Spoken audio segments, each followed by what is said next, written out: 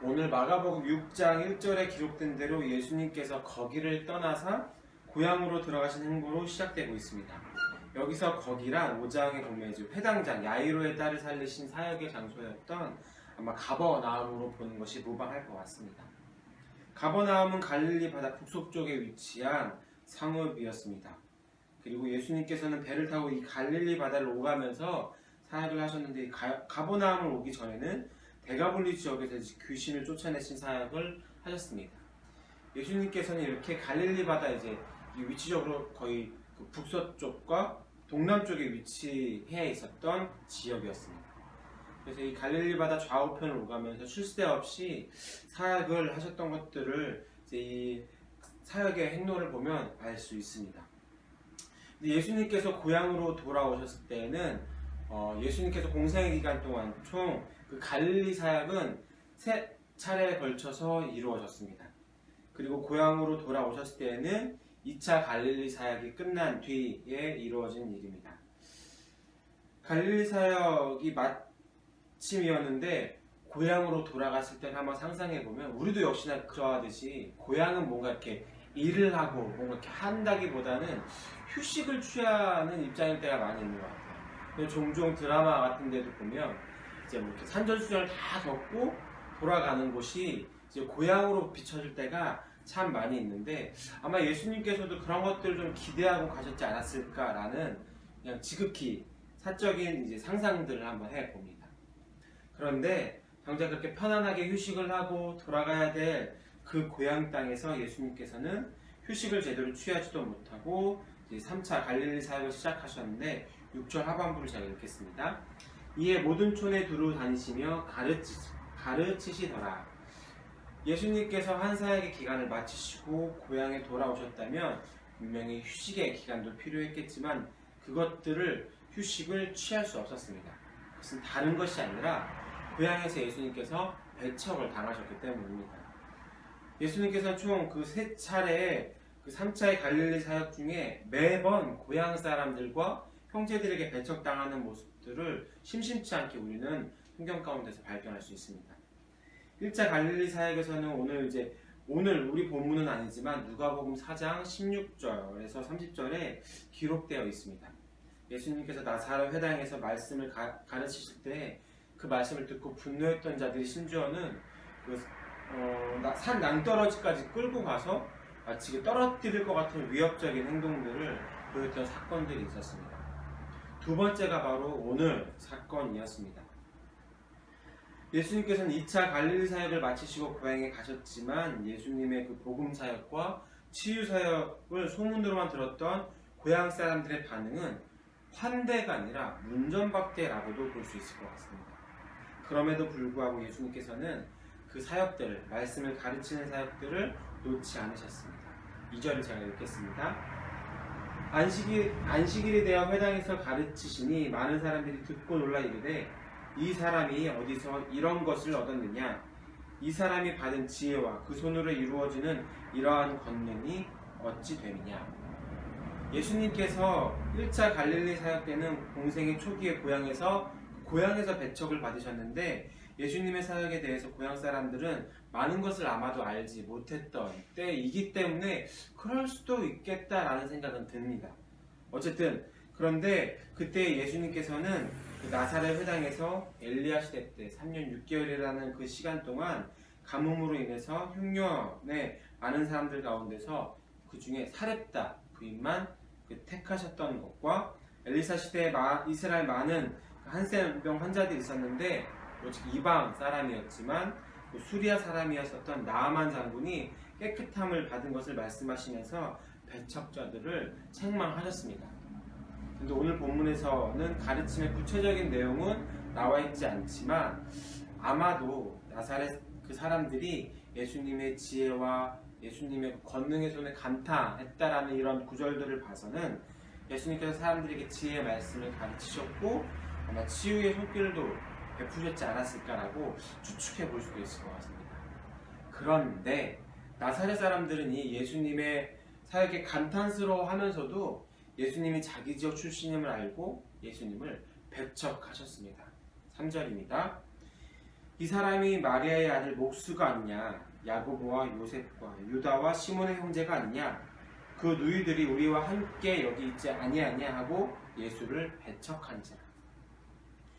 예수님의 고향 사람들은 예수님이 아무리 지혜의 말씀과 권능의 손을 가졌다 하더라도 한낱 이 목수의 아들이다 라는 이 생각 때문에 어떤 신적 권위도 그리고 그 어떤 것도 가질 수 없는 존재라고 배척이라는 것을 했습니다. 목수는 지혜자가 될 수 없고 목수는 권능을 베풀 수 없다라는 어쩌면 이것이 편견이 아닐까 싶습니다. 메시아를 알아보지 못하게 했던 것이 바로 이 사람들의 편견이었습니다.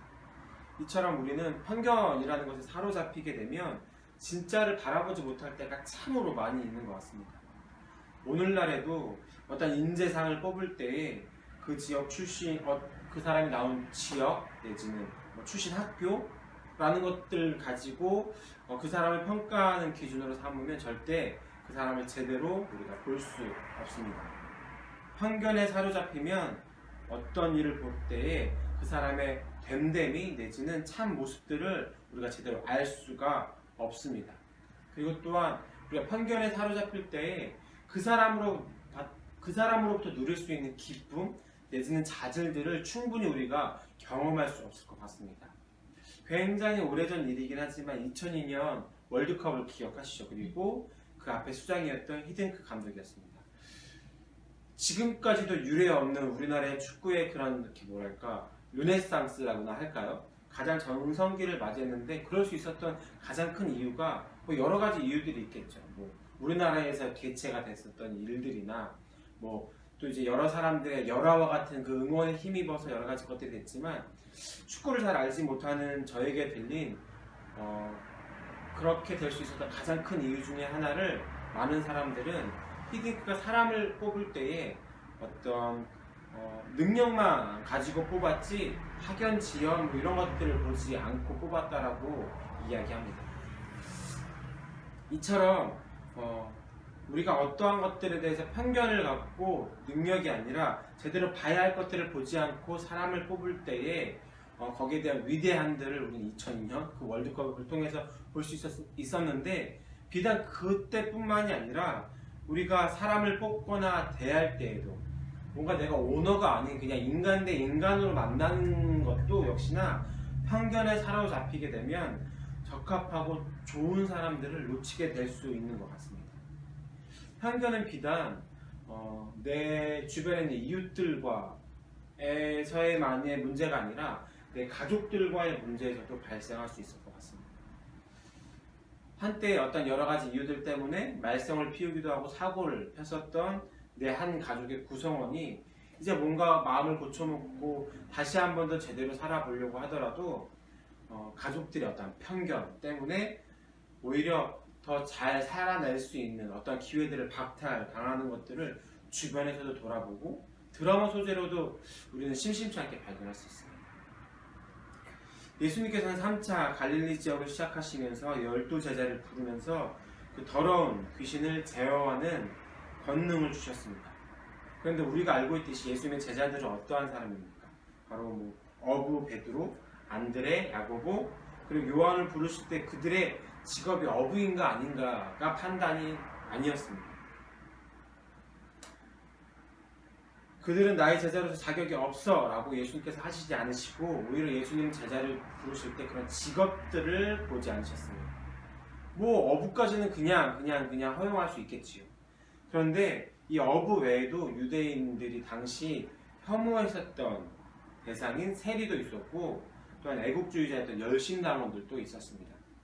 성격이 급하기도 하고 투박하기도 하고 과격하기도 하고 심지어는 사회적으로 소통이조차도 원활하지 않는 사람들이었습니다.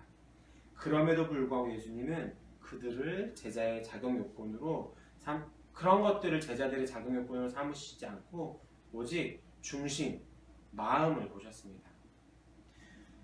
사람과 더불어 좋은 공동체를 이루려면 편견을 얼마나 최소화하는 것이 우리 가운데 관건인 것 같습니다. 직업과 출신과 성격과 다양한 그 개인 신상 등이 편견에 사로잡지 않으셨던 예수님께서는 제자들의 부족한 점들이 있었음에도 불구하고 7절에서 보면 그들을 믿어주시고 귀신을 제어하는 권능을 주셨습니다. 이처럼 편견 없이 상대를 믿어줄 때 그 사람과 더불어서 선한 일을 행할 수 있습니다. 그리고 기쁨을 누릴 수 있습니다. 예수님께서 제자들을 둘씩 보냈었던 이유는 부족한 이들끼리 그 부족함을 채워가면서 일할 수 있도록 해주셨던 것이 아닐까 싶습니다. 그 인간 누구도 완벽할 수는 없습니다. 완벽해 보이나 그냥 완벽해 보이는 것일 뿐 절대 완벽할 수는 없습니다. 이 부족한 사람들, 다른 이들에게 편견을 가지고 배척할 정도의 온전한 사람이 과연 이 땅 가운데 존재할까 싶습니다. 인간은 부족한 투성이입니다. 예수님께서 부족한 투성이인 제자들을 믿어주시고 권능을 보내어 주신 그 결과가 오늘 12절과 13절에 기록되어 있습니다. 제자들이 나가서 회개하라 전파하고 많은 귀신을 쫓아내며 많은 병자에게 기름을 발라 고치더라 라고 기록하고 있습니다. 제자들은 편견 없이 자신들을 믿어주셨던 예수님께 보답이라도 하듯이 복음 사역을 잘 감당하고 귀신을 쫓아내고 병자들을 고쳐내셨습니다. 예수님께서 비록 고향 땅에서 고향 사람들의 편견에 의해서 배척을 당하셨지만 예수님께서는 편견 없이 제자를 부르시고 믿으셨고 보내셨습니다. 내가 타인의 편견으로 인해서 사람들로부터 배척당할 때에는 편견 없이 나를 믿어주시는 예수님 앞에 우리가 나아갔으면 좋겠습니다. 그리고 나는 편견에 사로잡혀서 내 외부에 있는 사람들, 내 이웃들을, 내 형제들을 배척하지 않기 위해서 부단히도 나를 주님께 내어놓고 기도하고 힘써야 되지 않을까 싶습니다. 오직 예수님처럼 사람의 중심을 보고 사람을 믿어주시는 자가 되기를 이곳 가운데 있는 여러분들이나 무엇보다도 저에게 하고 싶은 말입니다. 그래서 가족들에게도 용기를 주는 자가 되고 내가 하고 있는, 내가 속해 있는 그 공동체 가운데서 희망을 주는 사람이 되었으면 좋겠습니다. 내가 속한 사회 구성인들에게 그리스도인이 무엇인지에 대해서 이 편견을 내려놓음으로써 나타낼 수 있는 우리가 오늘 하루가 되기를 간절하게 소망합니다. 제가 기도하겠습니다. 하나님, 고향 사람들에게 배척을 당하셨음에도 하나님께서 주시고 구원의 사역들을 잘 감당하셨던 예수님을 주님을 바라보게 하신 그런 예수님을 알게 하시니 참 감사합니다. 세상 사람들은 나의 부족함을 보고 배척할 수도 있습니다. 그런데 예수님께서는 결코 편견 없이 나를 받아주시고 뿐만 아니라 믿어주시기까지 하고 나를 또한 파송하신 분임을 우리가 기억할 수 있도록 허락하여 주시옵소서. 나아가서 나 또한도 결코 내 외부에 있는 사람들에게 편견의 눈을 가지고 바라보지 않게 할 수 있는 은혜를 느끼게 허락하여 주시옵소서. 내가 편견의 눈으로 나의 가족들을, 나의 직장 동료들을, 나의 공동체 구성원들을 바라보지 않게 허락하시고 그들에게 용기와 희망과 하나님의 자녀됨을 마음껏 보여낼 수 있는 사람들에게 허락하여 주시옵소서. 오늘 하루 동안도 어떠한 편견으로 이 세상의 사람들을 바라보는 것이 아니라 진실함으로 그 중심을 바라볼 수 있는 예수님을 닮을 수 있는 우리에게 허락하여 주시옵소서. 이 모든 말씀 예수님의 이름으로 기도했습니다.